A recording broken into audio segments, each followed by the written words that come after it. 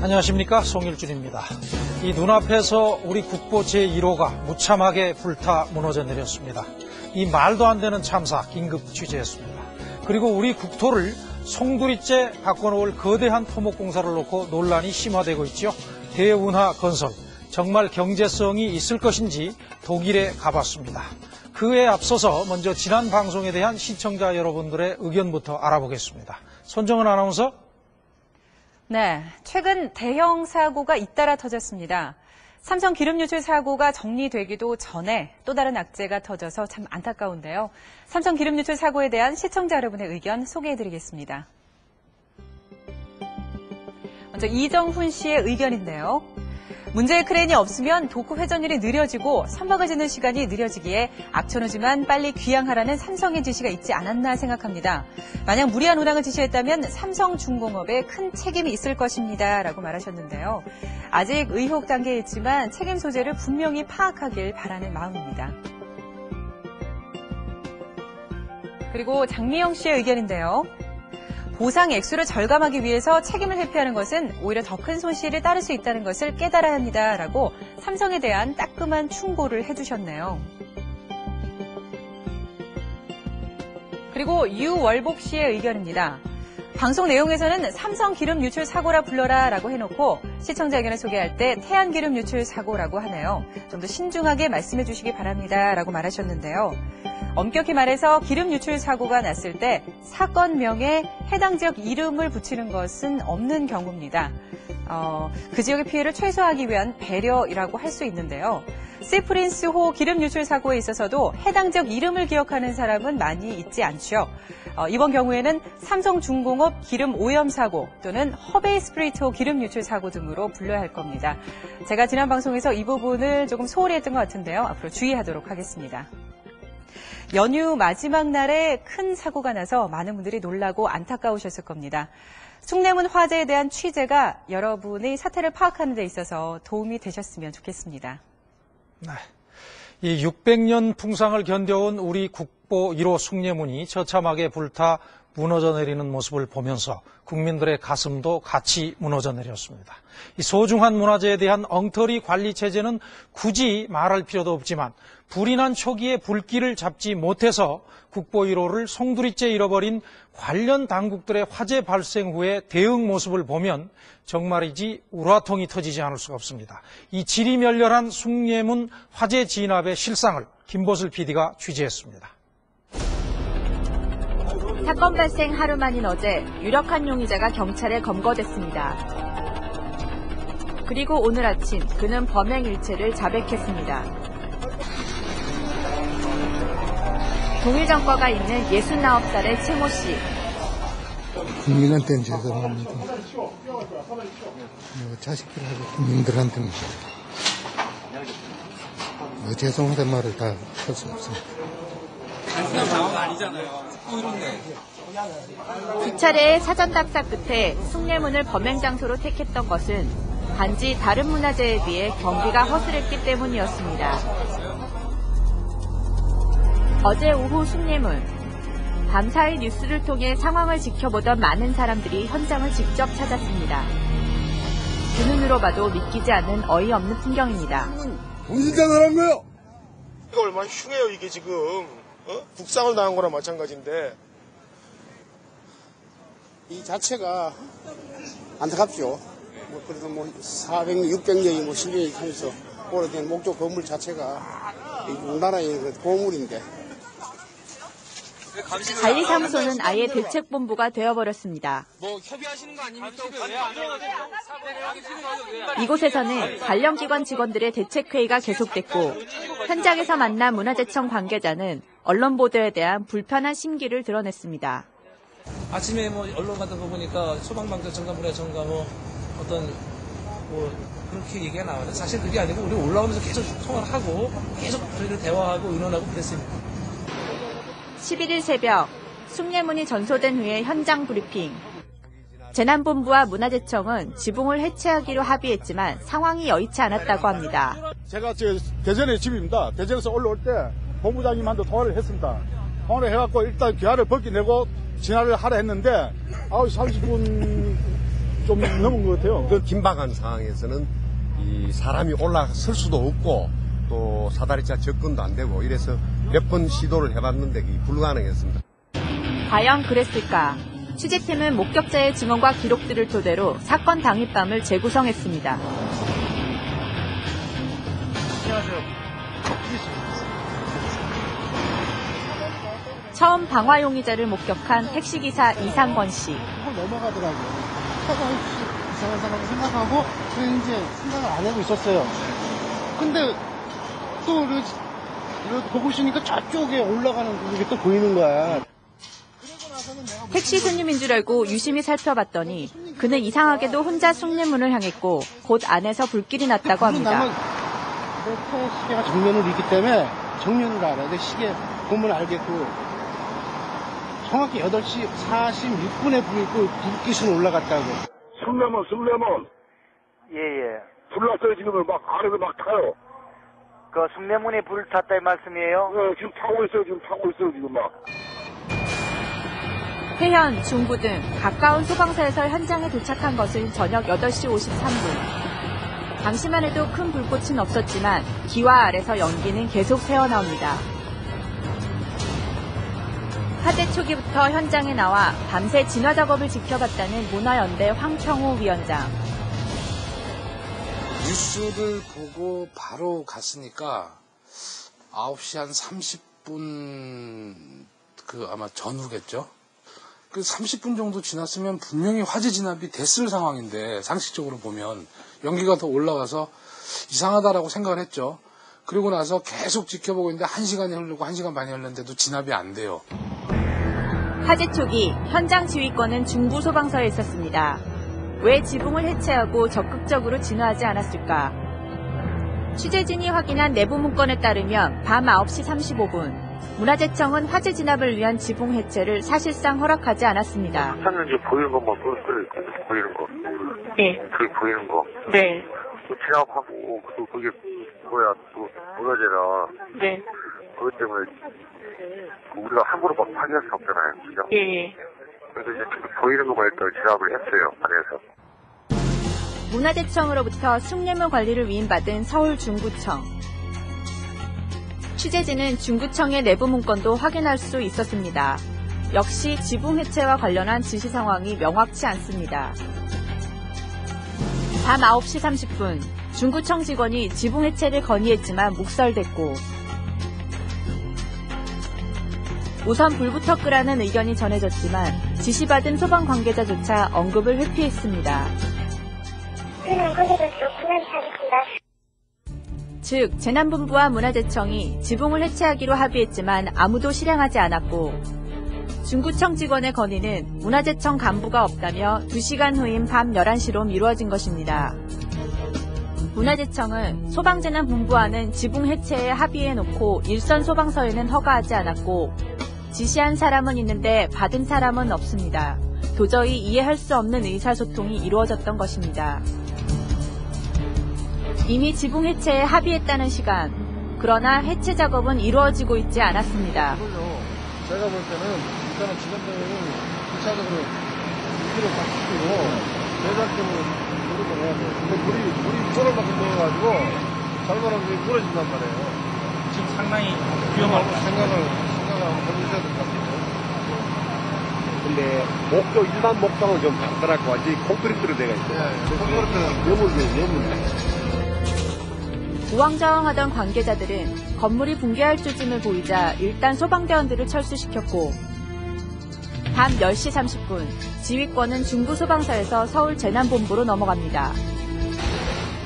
그 사이 불길은 기와 및 적신 부분에서 걷잡을 수 없게 번지고 있었습니다. 문화재청 건축과장이 도착한 시간은 밤 11시. 본부장!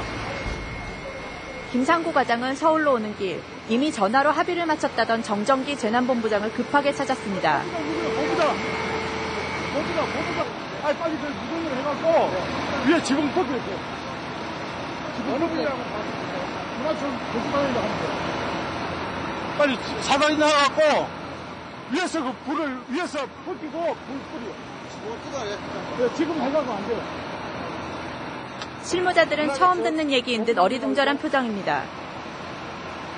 본부장님. 여보세요?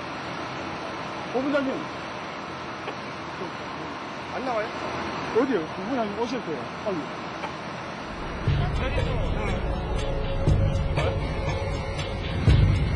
이제 불길은 너무 거셉니다. 그동안 뿌려댄 물이 얼어붙어 지붕 해체도 불가능한 상황. 관련기관들이 허둥대는 동안 수많은 국민들이 지켜보는 가운데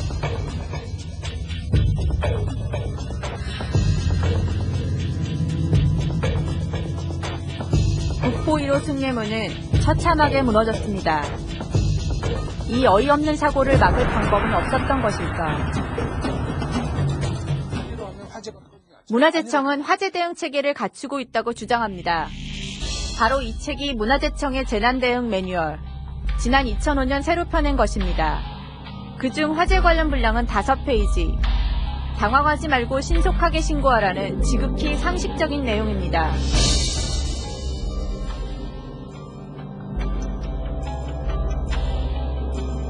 매뉴얼 내용을 보면은요, 정말 중학교 줄반장 배열하듯이 해놨습니다. 누구든지 할 수 있는. 화재가 나면 어디에 신고한다. 신속하게 신고한다. 인명피해를 적하기 위해서 신속하게 인명을 피하게 한다. 이건 누구나 다 할 수 있는 매뉴얼이에요. 산속 깊숙이 있는 어떤 그 사찰이라든가 이번처럼 그 도시 한복판에 있는 숭례문과 같은 어떤 그 문화재라든가 그 각각의 시설들을 보면은 처해 있는 위치가 다르기 때문에 각 문화재 시설에 맞는 시나리오형 매뉴얼이 필요하다고 봅니다. 종로에 위치한 보물 1호 동대문. 역시 목조로 지어진 동대문도 숭례문과 비슷한 방제 시스템을 갖추고 있었습니다. 사고 이후 부랴부랴 적외선 감지기를 점검하고 음성이 들리는 CCTV를 들여놓기로 했습니다. 조치가 있나요? 딴에 조치보다도 그래서 지금 그 말씀이에요. 저기다 지금 저렇게 해놓고 사람이 만약 나타나게 되면 내려가 빨리 안 내려가 하고서는 딱 말을 하게. 이곳에도 역시 문화재 전문가는 없었습니다. 어떤 걸 적심이라고 표현을 하는 거예요? 상심. 적심이 어떻게 되는 거예요? 적심. 적심? 네, 적심이요. 우리 전문 용어는 잘 모르겠어요. 혹시나 비슷한 사고가 난다면 숭례문과 다르지 않을 듯합니다. 이것이 지금 숭례문의 모습입니다. 폐허가 되어버린 국보 1호. 우리 문화재 의식의 적나라한 실상이기도 합니다. 국보 하나를 망실 처리했다라고 하는 거는 죽을 때까지 무덤 속으로 갖고 가야 되는 그 부끄러움이겠습니다.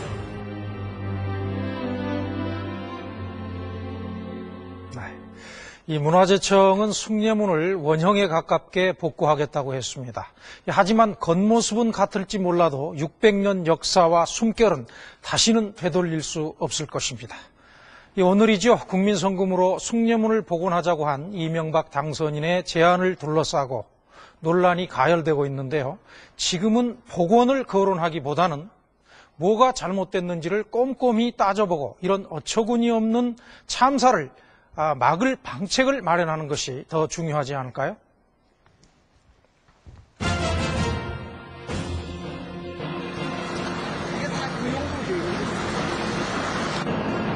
먼저 운하가 있었어.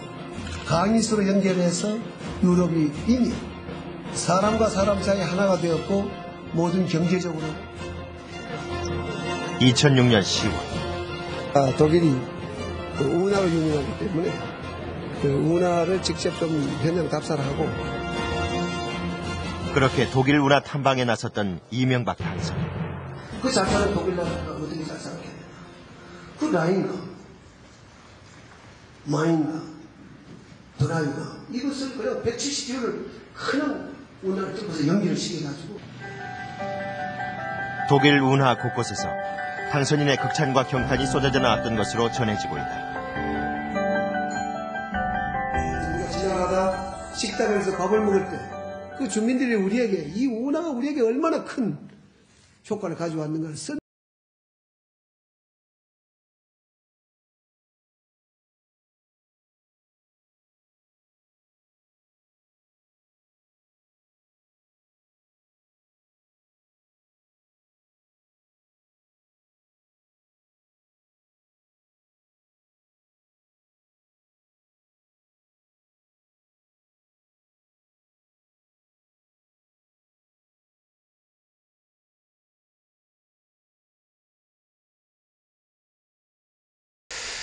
직간접 일자리 70만 개 창출, 물류비 3분의 1 절감, 문화 관광 벨트 조성, 물 부족, 수질 오염, 홍수 문제 동시 해결 등 대통령 당선인 측의 이 이야기를 들으면 도대체 운하를 반대할 이유가 없는 것 같습니다.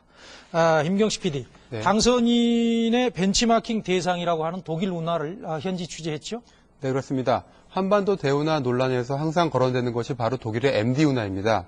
이명박 당선인이 직접 탐방한 이후에 관심이 집중된 곳인데요. 네. 당선인이 여러 차례 독일 운하의 경제성에 대해서 찬탄을 해왔습니다. 한반도 운하의 미래로까지 불리는 독일 MD 운하를 취재해봤습니다.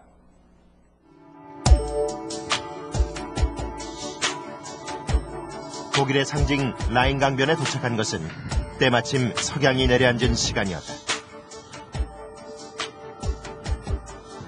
이 강은 뜨거운 청춘들이 사랑을 확인하는 곳만은 아니다. 이미 150여 년 전 국제 하천으로 항해의 자유가 선언됐던 라인강은 지중해 발트해 등과 운하로 연결돼 있다. 그 운하를 뚫고 놓고 뱃길이 열리면서 오히려 도시의 사람들이 그 강변에 균형되게 전부 사람들이 모여들어서 그 발전한 것을 보면서 우리도 하루빨리 뱃길을 열어야겠다는 생각을 하고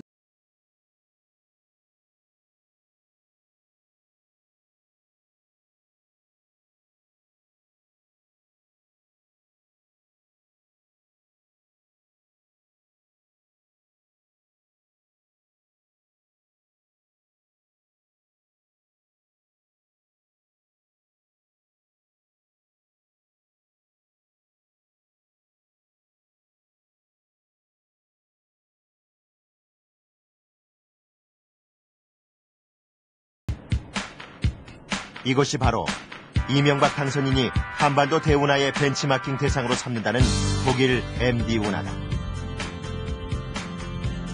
라인강이 지류인 마인강과 독일 남부 산지에서 발원하는 도나우강 사이에 171km 인공물길을 냈다.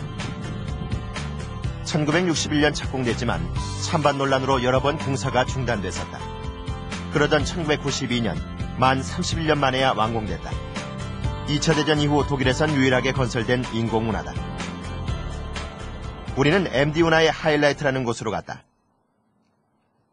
이곳은 해발 406m에 위치한 관문 통제소 힐폴슈타인이다. 탭케 부수장은 이명박 당선인이 2006년 이곳을 방문했을 당시 프리젠테이션을 했던 인물이다. 이명박 당선인은 배를 산으로 넘겨 보내는 이곳의 기술력에 극찬을 아끼지 않았다고 한다. ist, dass bei uns die Schiffe über den Berg transportiert werden und das ist anscheinend schwer vorzustellen, dass man das realisieren kann und da wir das hier in Deutschland realisiert haben, ist das also eine von den wichtigsten Fragen, die wir beantworten müssen, wie wir die Schiffe über den Berg bekommen. 여기가 해발 400m랍니까? 당선인은 바로 이 힐폴슈타인에서 한반도 대운하 프로젝트의 1차 로드맵을 공개했었다.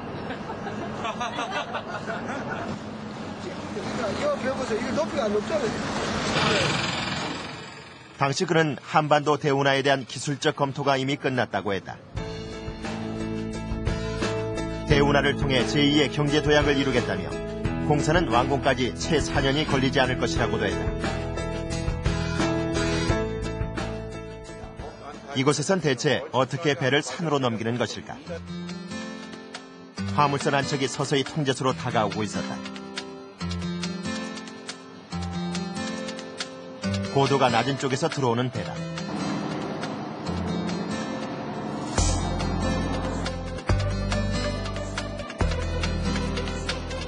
배가 통제소 내로 완전히 들어온 뒤 문이 닫혔다. 그러자 놀랍게도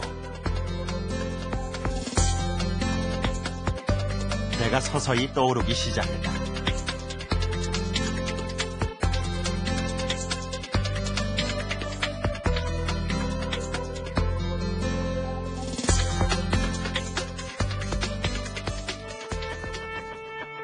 배가 고도가 낮은 쪽에서 관문 안으로 진입하면 갑실에 물이 채워져 배는 수직 상승하고 고도가 높은 곳으로 나갈 수 있게 된다.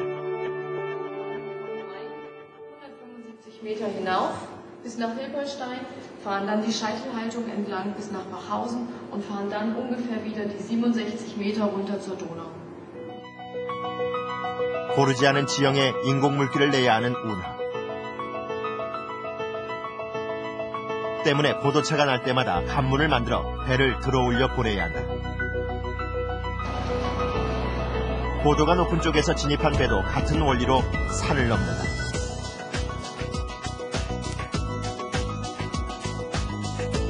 배가 관문 사이에 갑실에 안착하면 이번엔 갑실의 물이 서서히 빠져나가면서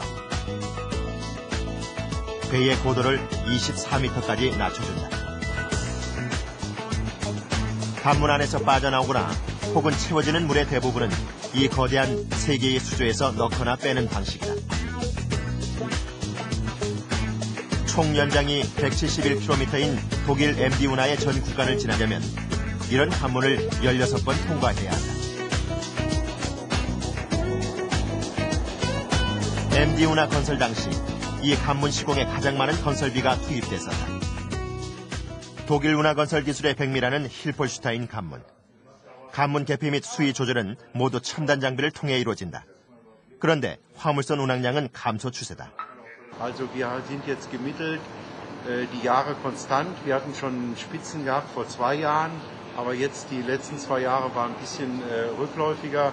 Aber wie gesagt, das beinhaltet auch, ob wir gesperrt sind wegen Eis oder ob der Main oder die Donau Hochwasser hat. Das spielt natürlich alles damit, ob wie viele Schiffe hier durchkommen und wie die Frachten halt sind. 사무실 벽엔 결빙 당시의 사진이 걸려 있었다. 한땐 6주간 운항을 전면 중지하기도 했었다. 얼음이 1.5m 두께까지 얼어 속수무책이었다. 한반도 운하는 해발 1017m의 조령산을 극복해야 한다. 또한 총 연장 약 540km인 경부 운하에는 이런 관문이 19개 건설될 것으로 예상되고 있다. 관문은 운하 운행 시간의 큰 걸림돌 중 하나다. 배 한 척이 대기 시간 없이 관문을 통과하는 데만 시간이 얼마나 소요되는 것일까? 현재 시간 10시 12분인데 얼만큼 걸리는지 한번 지켜보겠습니다.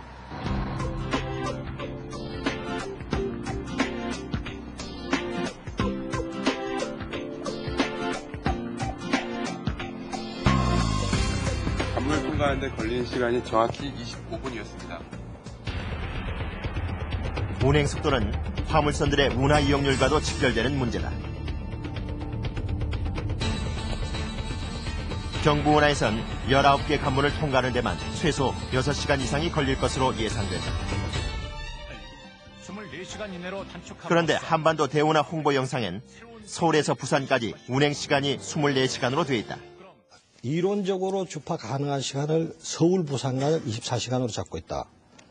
그리고 현재 기술 수준으로 현재 시공법으로 들어간다면은 약 36시간 정도면 충분히 극복한다. 19개의 관문이 있는 총 연장 540km의 경부 운하 총 운행 시간이 36시간에 가능하다는 얘기다. 그런데 16개의 관문이 있는 총 연장 171km의 독일 MD 운하 총 운행 시간이 평균 36시간이었다.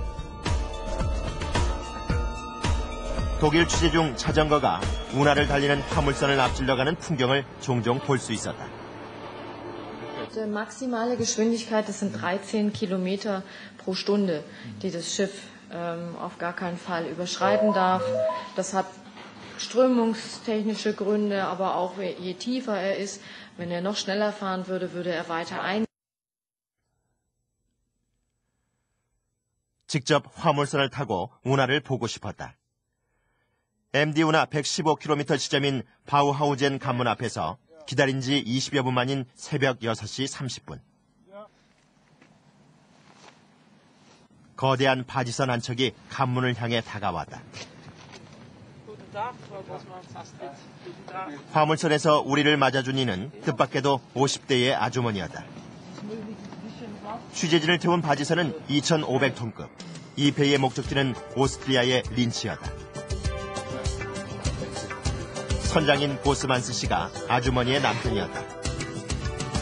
네덜란드 로테르담에서 790km를 열흘간 항해한 끝에 이곳 독일의 하우하우젠까지 왔고 린치까진 이틀 더 가야 한다. 부인을 따라 배의 아래층으로 내려가니 그곳은 평범한 가정집이나 다름없었다.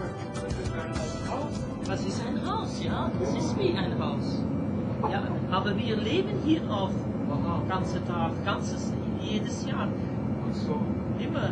Ich sage schon, wir waren noch nicht am Land. Hier leben wir. 한 번 떠나면 12일 이상 육지에 닿지 못하는 생활이다. Das ist noch nicht fertig. 부부는 26년째 화물선을 운행해왔다. 그들 각자의 부모도 모두 화물선 선장이었고 신기하게도 부부는 둘 다 배에서 태어났다. 또 보스만스 씨의 딸은 화물선 선장과 결혼해 엄마와 같은 삶을 살고 있다. Deswegen findet mein Sohn keine Frau, weil er wollte eine Frau haben, die auch mit Schiff fahren wollte. Das ist sein Leben. Aber viele Frauen von Land, die kennen das nicht, die wollten das nicht machen. Diese Arbeit, weil das ist zu lange weg von zu Hause. Das ist, ja. 부인과 얘기를 나누던 중 갑자기 배가 멈춰섰다. 신호등이 파란불로 바뀌자 그제야 배는 다시 움직이기 시작했다. 알고 보니 맞은편에서 먼저 도착한 배가 관문을 빠져나올 때까지 기다려야 했던 것이다. 이렇게 되면 관문 하나를 통과하는데 1시간 가까이 걸리고 만다. Nu dat we veel verkeer van die andere zijde, dan moesten we wachten aan die sluizen. Want dan dauert dat lang. Dus kan het passeren dat we over een dag 120 kilometer maken, over een dag. Het kan ook passeren dat we nu al 70 kilometer per dag maken. Dat is zo verschillend. Dat is 관문을 안전할 수는 없으니 문제는 배의 속도다. 이 배는 지난 열흘간 하루 평균 79km밖에 달리지 못했다. Weet u de naam op dit moment? Im Moment machen wir knapp 10 Kilometer. 배의 속도는 좀처럼 시속 10km를 넘기지 않았다. 이런 식이라면 경부운하 약 540km를 통과하는데 주행시간만 약 54시간이 걸리고 말 것이다. gefahren haben, also. De snelste geschwindigkeit op die mijn Donaukanaal. De snelste is circa 10 kilometer. Meer gewicht maar 10. 그런데 이명박 당선인 측에서 제시하고 있는 경부운하에서의 화물선 운행 속도는 놀랍도록 빠르다. 평균 시속 25km를 자신하고 있는 것이다. 경부운하는 평균 시속 25km로 서울, 부산 그렇게만 된다면 운하를 통한 물류 수송은 경제적일 수 있다. 우리는 보스만스 씨 부부에게 왜 좀 더 빨리 달리지 않느냐고 물었다. Dit kanaal, alles geht kaputt. Ja, die Ufer die zijn niet sterk genoeg, dan gaat alles kapot. Auch unser, weil die Boden hier, das ist alles nichts naturell. Das ist alles mit Matte und mit, ja, wie soll ich das sagen? Teppich, spezielle Teppich gemacht. Aber das geht alles kaputt von die Schrauben. Ne? Op dit moment mag je knap 10 km per stunde, moet je maar gucken. Van die zijde wie das Wasser weggeht. Das Wasser geht ganz weg. Das Wasser geht doch mit. Wenn wir so 30 km per stunde fahren, geht dat veel groter Wellen. Und dann geht die Ufer die geht alle kaputt. Die geht kaputt. 인공적으로 물길을 낸 운하는 기본적으로 고여있는 물이다. 배가 일으키는 파랑이 커지면 운하에 큰 부담을 줄 수 있다. 그런데 물길의 수심도 배의 속도에 영향을 미친다.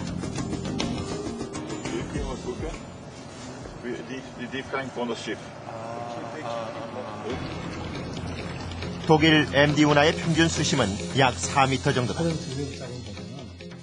이명박 당선인 비서실의 추복일 정책기획팀장. 그는 경부 운하의 수심을 약 6m로 건설하면 평균 시속 25km를 유지할 수 있다고 했다. 우리는 최소가 6m입니다. 수심이 깊어지면 배속도가 빨라집니다. 그러니까 운하를 반대하시는 분들이 뭐 독일에서 몇 킬로 기간에 몇 시간 걸렸으니까 한국은 그대로 계산하니까 뭐 60시간 걸릴 거다. 그 운하의 기본을 모르기 때문에 한 소리. 그렇다면 유속이 빠른 라인강에서 수심 7, 8m가 되는 곳을 운행할 때 최고 속도는 얼마나 될까? Auf die Fluss manchmal mit Wasser geht das 18, 20 Kilometer pro Stunde zu Dal. Wenn du geht in die Richtung von die Fluss, wenn du zu Berg kommst, dann einer Platz ist 5 Kilometer, anderer Platz ist 8 Kilometer, 10, 12, das ist unterschiedlich von die Stärke von die Strömung von die Wasser. 그런데 바스만스 씨는 라인강에서도 크게 속도를 높이지 않는다고 했다.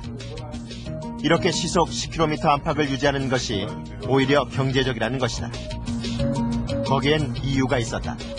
화물선은 속도가 배가 되면 연료 소비량은 3제곱배가 된다고 했다. Normalerweise drehe ich so circa 160 Liter pro Stunde. Dann mache ich zum Beispiel 8 Kilometer pro Stunde. Wenn ich volle Kraft drehe, dann geht die 300 Liter pro Stunde. Und dann kann ich vielleicht 9 Kilometer pro Stunde fahren. Das ist 1 Kilometer mehr für 140 Liter pro Stunde mehr zu verbrauchen. Und ja, dann ist keine Rendite mehr da. Rendiert nicht mehr, das ist Ende. Wenn das technisch möglich ist, lohnt es sich nicht ökonomisch, denke ich. Und du brauchst das Doppelte an Diesel. Die Diesel, das ist auch Verlust. Das ist auch. 시속 20km 이상으로 달린다면 높은 연료비 때문에 적자가 날 수도 있다고 했다. 당선인 측은 운하를 이용하면 물류비가 기존의 3분의 1 수준으로 절감될 것으로 보고 있다. 똑같은 물건을 하루만 땡겨서 만들면 물류비가 엄청나게 절감이 된다 그러면 공산품의 경우는 하루 빨리 만들기만 하면 물류비 절감 효과가 크기 때문에 당연히 그렇게 제품을 생산해가지고 운하로 보내면 되는 겁니다. 그러면 그만큼의 경제성이 있다 하는 이야기죠. 그건 기업의 오너라면 상식에 속하는 일입니다.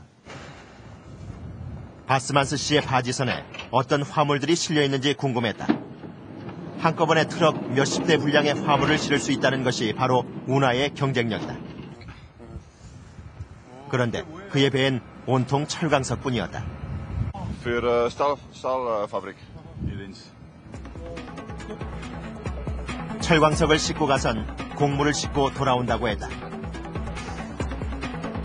그러고 보니 독일에서 본 화물선은 대개 이런 벌크선이었다. 컨테이너화가 필요 없는 원목 철광 등이 주였다. 독일 MD 운하가 건설되고 최고의 수혜를 입은 곳은 위른베르크다. 도로와 철도 그리고 운하가 만나면서 이곳은 MD 운하 최대의 내륙 항구이자 물류 기지가 된다. 그렇다면 물류 창고들이 줄비한 이곳에서 운하를 통한 물류 수송은 몇 %에 달하고 있을까? Wir haben ungefähr eine Situation, Binnenwasser ungefähr 5%, ungefähr 25% Eisenbahn und ungefähr 70%. 당선인 측에선 경부고속도로 화물량의 80%를 운하가 흡수해 교통 체증도 사라진다고 했다. 그런데 운하가 발달해 있다는 독일에서 떼지어가는 화물차를 자주 목격할 수 있었다. 물류비를 혁신적으로 절감할 수 있는 수단인 운하를 왜 더 활발하게 이용하지 않는 것일까? Nürnberg ist Hightech-Region in der Wirtschaft. Und Hightech heißt kleine Güter mit hohem Wert und müssen schnell transportiert werden. Und die werden mehr mit LKW und mit Bahn transportiert als mit Binnenschiffen. 독일의 대표적인 경제연구소 이포의 교통경제학자 로트마이어 씨는 MD 운하 건설 당시 경제성 평가에 참여했었다. 이포가 경제성을 높게 평가한 덕에 MD 운하는 완공될 수 있었다. 그런데 현재 MD 운하에 대한 이포의 평가는 달라졌다. vom Donaugebiet ein Holztransport nach Rotterdam. Der Laster war billiger. Allein was das Umladen kostet, vom Laster aufs Binnenschiff, für diesen Tarif fährt der direkt nach Rotterdam. 로테르담에서 켈하임까지는 약 800여 킬로미터다. 화물을 옮겨 싣는 비용과 시간을 따지면 그 정도 거리의 운송은 도로가 더 경제적일 수도 있다는 얘기다. 한반도 대운하 중 경부 운하의 총 연장은 약 540여 킬로미터다. Lohnt sich nur auf ganz langen Strecken.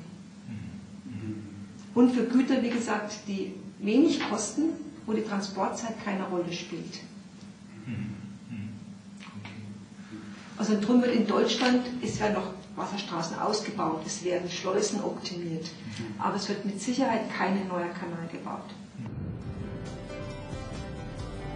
바지선 브리조를 타고 56km를 가는 동안 7시간이 흘렀다. 보스만스 씨 부부와 이런저런 이야기를 나누던 중 화제는 자연스럽게 한반도 대운하 이야기로 흘러간다. 한반도 대운하 구상도를 본 부인의 첫 번째 반응은 이런 것이었다. Ich denke, wenn du das machen kann mit Kanal, das geht viel weniger Zeit, wie du so machen musst mit. Aber das ist schnell, kann man schnell fahren. Ja, das kann man schnell fahren natürlich, ja.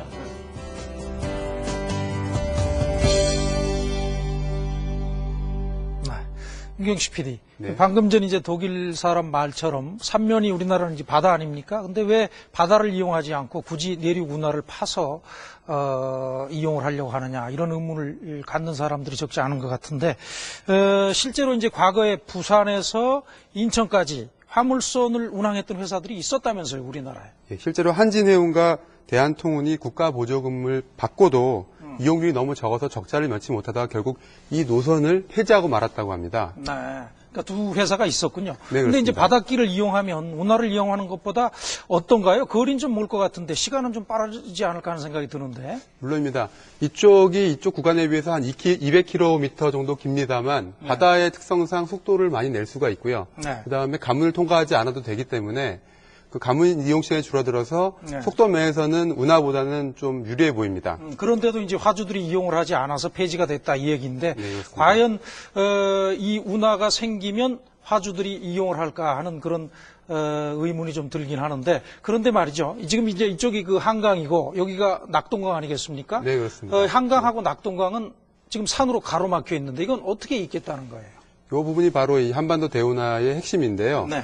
그 한강과 낙동강의 사이를 잇는 이 부분을 이렇게 물길을 연결해서 그 40km의 물길을 연결해서 540km의 한반도 대운하를 완성하겠다는 것입니다. 네. 그러면 이제 여기가 그 애초에 산으로 막혀 있었는데 조령이라고 하는 데가 해발 1017m라고 알고 있는데 네. 거기는 어떻게 해서 배를 이렇게 넘어가게 하겠다는 거죠? 네, 그 모형이 바로 이것인데요. 네. 이 조령의 이 110m 정도의 그 해발 110m의 터널을 뚫어서 네. 26km를 통과하게 하는 예. 이것이 이제 이쪽을 통과하게 하는 그 방식이라고 합니다. 네. 그래서 이 방식을 통해서 배를 일단 끌어올려서요. 예. 그 엘리베이터 같은 걸 끌어올려서 이곳을 지나게 하는 것이죠. 네. 그럼 여기를 통과하는데 26km 기관을 통과하는데 시간은 얼마나 걸립니까? 예, 바로 저것이 바로 이제 선박용 엘리베이터인데요. 저것이 해발 110m까지 끌어올리게 되는 것입니다. 예. 그래서 일단 이곳을 끌어올린 배는 이렇게 터널을 이렇게 지나게 되고요. 이 터널을 지나는 시간이 당선자 측에서도 3시간 정도 수정하고 있고 네. 이렇게 다시 내려오게 되는데 예. 문제는 그 반대편에서 기다리고 있는 배는 시간이 더 걸릴 수 있다는 것입니다. 네. 이게 이제 편도니까. 네, 그렇습니다. 네, 그렇군요. 근데 이제 지금 이제 운하를 하겠다라고 하는 쪽의 주장은 산으로 막혀 있던 이 40km 구간의 공사 이외에 한강이라든가 낙동강 지역의 공사는 뭐 별로 큰 어려움은 없을 것이다 이렇게 얘기를 하고 있는데 어떻습니까? 그렇지는 않습니다. 네. 기본적으로 수심이 6m를 유지한다고 하는데요. 우리 한강 수심이 2m나 3m 정도 되니까 더 많이 파내야 되기 때문에 실제로는 540km 구간을 전부 다 파낸다는 소리가 됩니다. 네. 그리고 또 한강하고 낙동강 쪽에 수십 개의 다리들이 또 있잖아요. 그건 어떻게 하는 겁니까? 당선인 측의 설명대로라도 다리 4개는 완전히 철수라고요. 7개는 보강, 그다음에 14개는 개축하는 것으로 되어 있습니다. 네. 그렇게 해서 이제 어쨌거나 운하를 만든다고 하더라도 물동량이 없으면 그 이제 또 이용률이나 이런 게 저조하게 돼서 문제가 될 거 아닙니까? 그렇게 되면 굳이 왜 운하를 해야 되나 이런 또 생각을 하지 않을 수가 없는데. 물론입니다. 독일 예에서 보셨듯이 운하를 이용하는 화물 대부분이 벌크 화물입니다. 네. 석탄과 시멘트 같은 벌크 화물인데요. 그 시멘트의 절반 이상을 생산하는 강릉과 삼척 지역의 시멘트는 바닷길을 이용해서 부산으로 가고요. 네. 그다음에 유연탄 같은 경우에 전량 수입하는데 이쪽 항만에서 모두 다 소화하기 때문에 운하가 어떻게 이용될지 그거는 저도 의문을 갈 수밖에 없었습니다. 네. 물론 추정입니다만은 이런 물동량을 놓고 보면 이제 굳이 운하를 왜 하느냐 이런 생각을 하게 되는데 이런 거 말고 최근에는 또 운하를 관광 목적으로 많이 이용할 수 있다 이런 얘기도 나오잖아요. 운하 물길을 따라서 레인보우 벨트를 만들면 장차 중국 관광객만 1,000만 명을 흡수할 수 있다는 것이 한반도 대운하 측의 설명인데요. 네. 운하를 통한 관광 효과 또 운하의 경제성에 대해서 취재해봤습니다. 운하가 지나는 물길을 따라 문화 관광 명소들도 탄생시키겠다는 이명박 당선인의 보관이 이른바 레인보우 벨트다.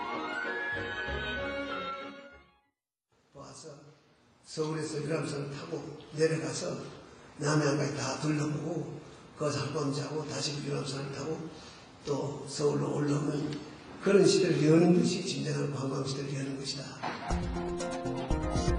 서울에서 남해까지 유람선을 타고 가자면 당선인 측의 주장대로라도 30시간 이상 걸린다. 그 길에선 20km 터널을 3시간 동안 지나야 한다. 옛날같이 우리나라의 이제 관광 문화가 1박 2일, 2박 3일이 아니고 3만 불, 4만 불 되면 슬로우 라이프가 정착됩니다. 그럴 때는 여유를 즐기면서 관광도 이제 3박 4일 이런 게 아니고 6박 7일, 10박 11일 뭐 이렇게 가는 겁니다. 당선인 측 싱크탱크인 한반도 대운하 연구회가 작성한 10년 후 운하를 타고 가는 가상 추석 여행이다. 첫째 날 오전 7시 여의도 터미널 출발, 여주 도자기 전시관 들러 충주 도착, 동양의학단지에서 검진 및 숙박. 둘째 날 충주를 출발, 배를 탄 채 리프트에 탑승, 3시간 영상물 관람하며 세계 최장 터널 통과, 문경 리프트로 하강해 대구 도착.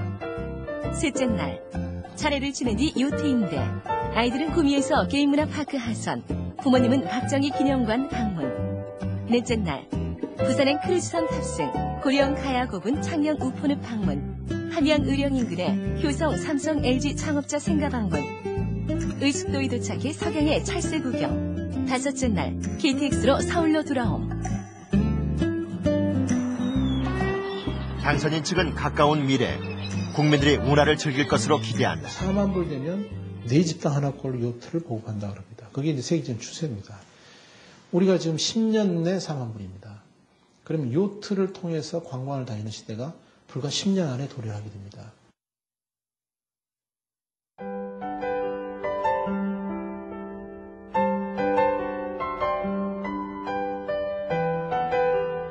유럽을 여행하는 외국인들이 한 번씩 타게 되는 것이 운하를 떠다니는 유람선이다.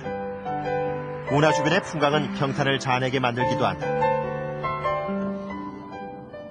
독일 MD 운하 최대의 항구인 뉘른베르크를 취재하던 중 유람선을 봤다. 그 유람선을 타보기로 했다. 사장이자 선장인 포업 씨가 직접 나와 반갑게 맞았다. MD 운하 개통 때부터 유람선을 몰았다고 했다. Das ist jetzt, das ist unsere Reederei-Flagge da, ne? 그런데 10월부터 4월까지 7개월간 유람선 운항은 하지 않는다고 한다. Die eigentliche Fahrplan, Linienfahrten, wie es früher war, vollkommen wegdrücken. Und jetzt haben wir nur noch in den Ferienzeiten fahrplanmäßige Fahrten. Die Weidenstrecken, Berching, Bamberg, 8 Stunden Schifffahrt einfach.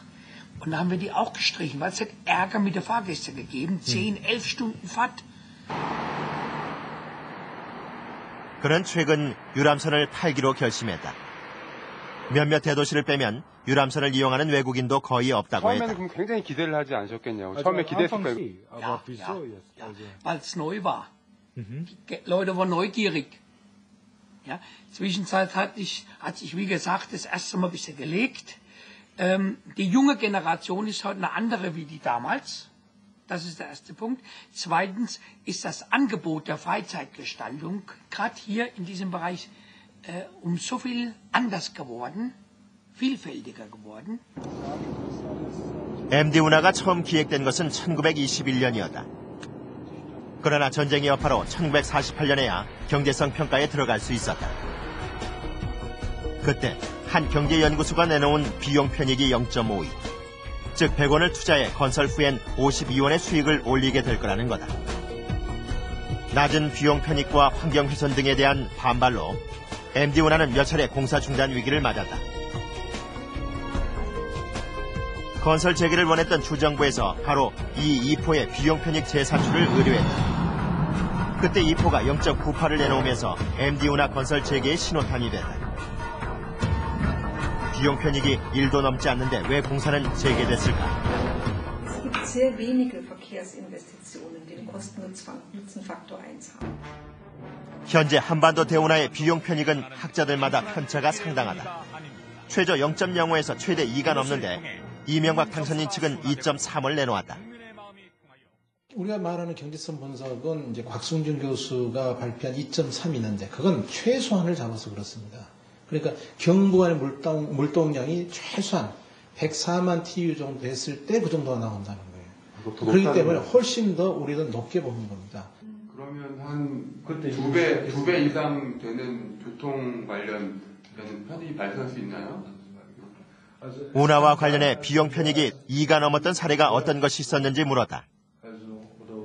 In X, ja, beim Panama-Kanal ist es bestimmt sehr hoch. Ja. Oder beim Suezkanal. 세계 최대 스웨즈 운하는 유럽에서 아프리카 대륙을 우회해 아시아로 가던 길이 직접 연결돼 항로가 절반 가까이 단축됐다. 2007년 10월 당시 한반도 대운하 TF팀 박승환 팀장은 세계적인 운하건설 컨설팅 업체인 네덜란드 DHV 관계자들을 초빙 기자회견을 열었다. 이분들이 현재의 견해는 경부 운하가 기술적으로 아주 운하하기에 아주 적합한 우리나라의 하층 구조를 가지고 있다라는 말씀, 그리고 경제성이 있다라는 말씀으로 요약 드릴 수가 있고, 앞으로 독일 취재를 마친 뒤 우리는 네덜란드로 갔다. 그 DHV 관계자를 만나보고 싶었다. DHV는 몇 해 전 경인 운하 경제성 평가에도 참여했었다. 기자회견을 했던 두 사람이 흔쾌히 인터뷰에 응했다. 2007년 10월 국회에서의 기자회견 당시 경부 운하가 경제성이 있다고 한 것이 맞는지 물었다.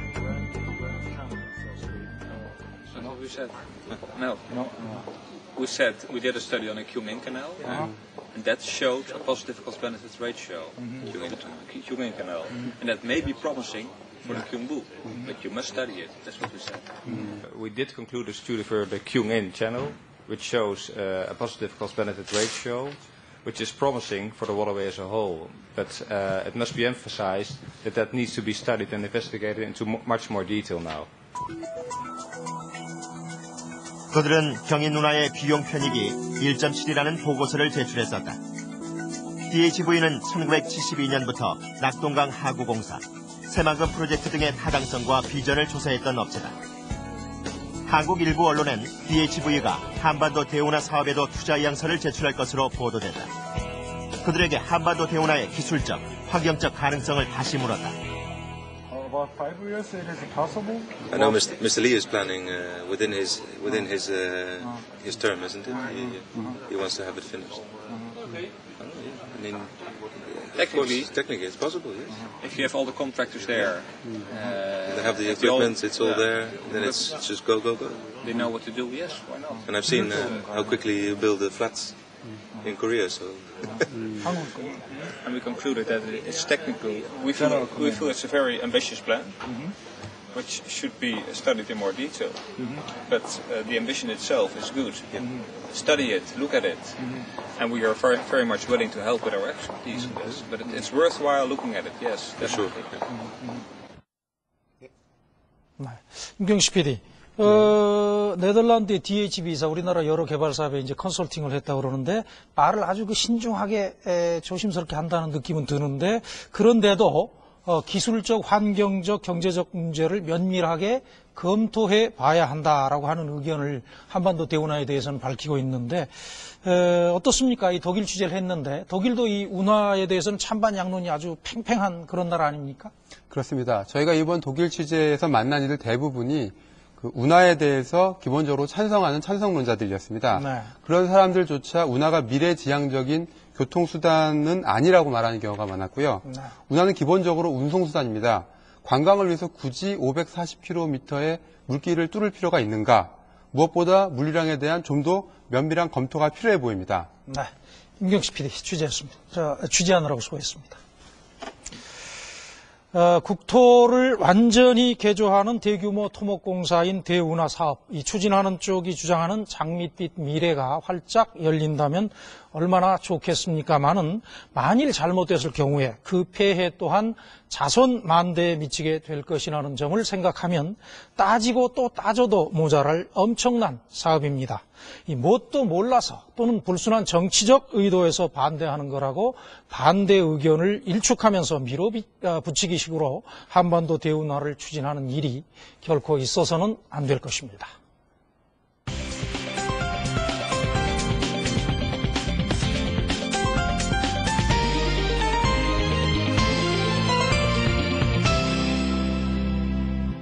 네, 오늘 방송된 숭례문 화재 사건 그리고 한반도 대운하에 대해서도 여러분께서 많은 의견을 보내주셨네요.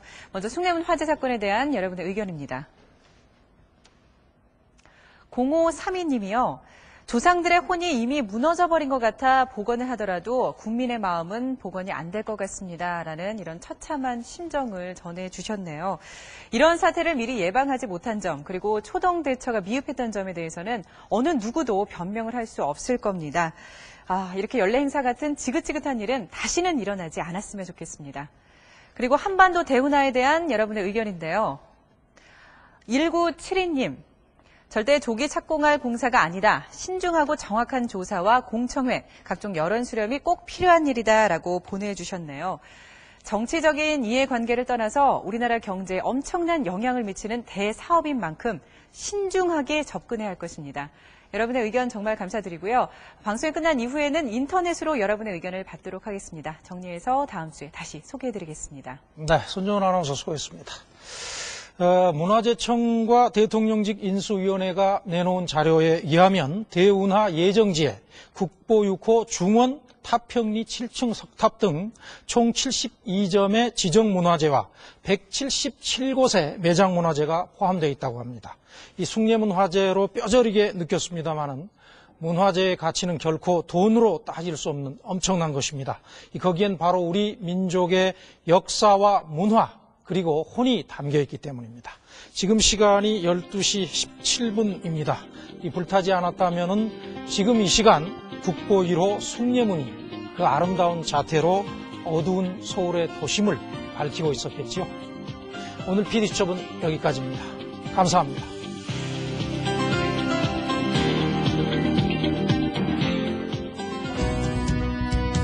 하루하루 살아가는 건 내가 내게 다가가는 일 기쁜 일같이 웃어주고 슬픈 일같이 울어주네 마음과 마음으로 손에 손을 잡고 함께 걸어가요 이 세상 어제는 추억으로 내일은 희망